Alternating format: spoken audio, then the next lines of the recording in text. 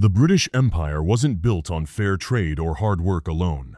It was built on theft. Not petty theft, not back-alley robbery, but grand, state-sponsored piracy on a global scale. In the 16th and 17th centuries, the English crown literally hired pirates, gave them licenses to steal, and split the profits. History remembers them as privateers, but they were pirates working for the state. They looted Spanish ships full of gold and silver and shipped stolen fortunes back to England. Those fortunes bankrolled England's rise from a weak island kingdom into the most powerful empire in modern history. If you love the untold side of history, hit like and subscribe before we dive in. Now let's get into it. Picture Europe in the late 1500s. Spain and Portugal are on top of the world. After Columbus and the conquest of the Americas, their galleons sail back across the Atlantic loaded with unimaginable wealth. Mountains of silver from Potosi, gold from Mexico. The Spanish crown controls a river of treasure that fuels wars and builds palaces. England, by comparison, is a second-rate power, poor and humiliated by Spain. Queen Elizabeth has no empire and not enough money to fight Spain head-on. So she turns to a different weapon. If England can't outproduce Spain, it can steal from Spain.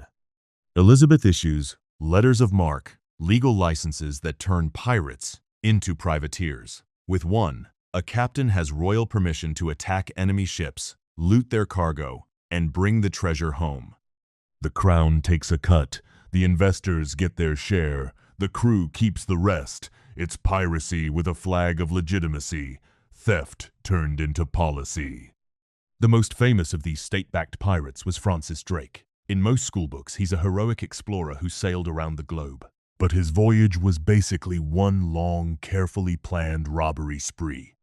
In 1577, Drake set out with 5 ships. Officially, he was exploring trade routes. In reality, he was hunting Spanish treasure.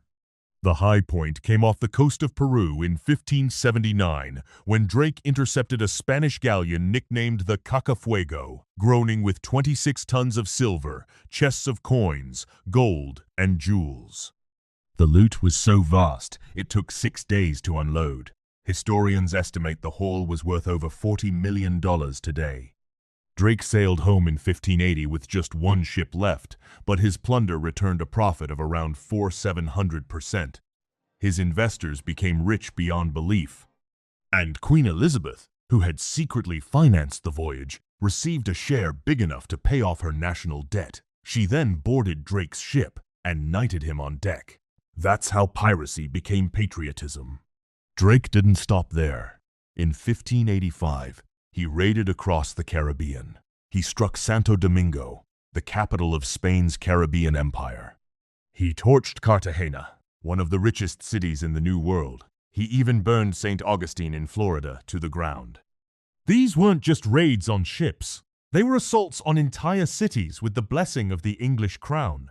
Spain called it terrorism. England called it strategy. But Drake was just the beginning. By the 17th century, another name rose to fame. Henry Morgan. He wasn't just a pirate. He was a businessman of empire.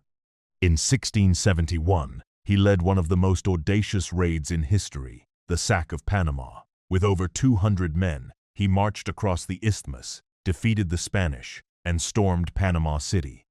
The city burned, its wealth stripped bare. Officially, Morgan had gone too far. England and Spain were supposed to be at peace, so he was arrested and shipped to London. But instead of punishment, Morgan was knighted and sent back to Jamaica as lieutenant governor.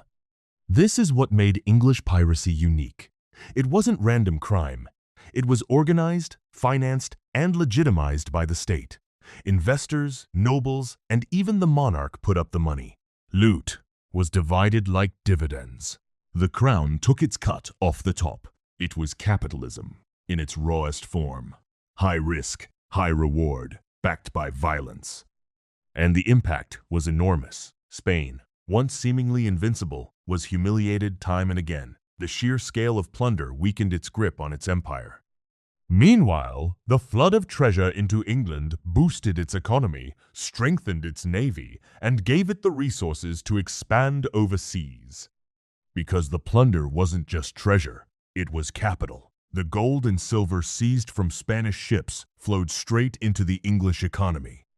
Investors reinvested their profits. Even the crown used pirate loot to finance its debts. Piracy became an early form of venture capital, fueling England's rise into a global empire.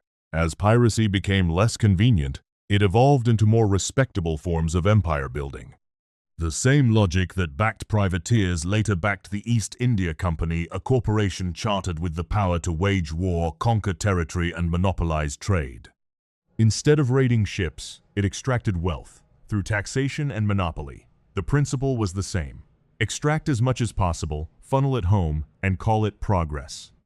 And here's the deeper truth. Empires aren't built on trade or hard work alone. They're built on systems of extraction, legitimized by the state, and funded by people who rarely bear the risk themselves. In the 16th century, it was privateers. In the 17th, joint stock companies.